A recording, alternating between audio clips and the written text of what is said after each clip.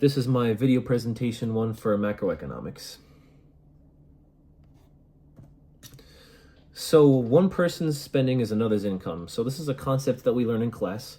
To quickly break it down, it essentially just means that when individuals or households spend money on goods or services, that money becomes income for businesses and workers, which then fuels more spending and income throughout the economy. To give an example of this, so for example, let's say a student buys a $5 sandwich at a local deli.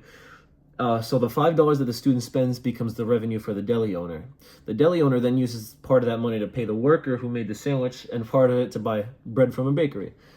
The bakery in turn uses its income to pay its employees and suppliers, and that income will allow for those workers to spend money somewhere else, allowing the cash to continue to flow throughout the economy. It's this never-ending circle. It keeps going over and over. And this is a very important, actually, this whole concept. And the scenario that is described, it demonstrates the circular flow of income, like I was saying, and spending. Spending creates more income, leading to more spending for those that receive the income. When people cut back on their spending, as in a recession, firms receive less income, which may result in layoffs and a further reduction in spending. And the concept is significant because it illustrates the point that the government tax cuts and direct spending can create economic activity as higher demand causes incomes to rise through the economy. So opportunity cost. So generally, opportunity cost is defined as what one person or body of people loses in the process of obtaining something valuable. So to give an example of general opportunity cost, let's say a student decides to work about 10 hours a week part-time job instead of spending their time studying for an important chemistry test, right?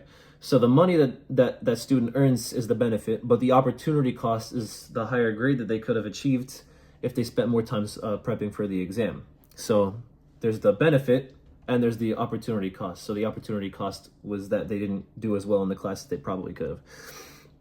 And so specifically in economics, the opportunity cost is it's the loss of potential gain from other alternatives when one alternative is chosen. So the concept is one of the more important in economics because it underlines the basic idea that resources like time, money, and labor are limited and we have to share between people. It's not all to one person. All right, so incentives. So generally, an incentive is defined as motivation to encourage a certain activity.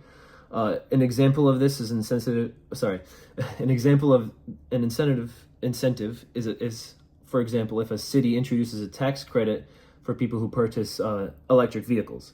So the financial incentive encourages more people to buy EVs, and that helps reduce emissions and meet environmental goals. So there's a purpose that they actually have the incentive, therefore. They want to meet environmental goals, have better, they don't want to hurt the environment as much, and they put this spending limit, or not spending limit, they make it more expensive so that people are more inclined to use EVs, which are shown to be better for the environment. So in economics, incentives are factors that influence the choices people make, and they alter the costs or benefits of an action.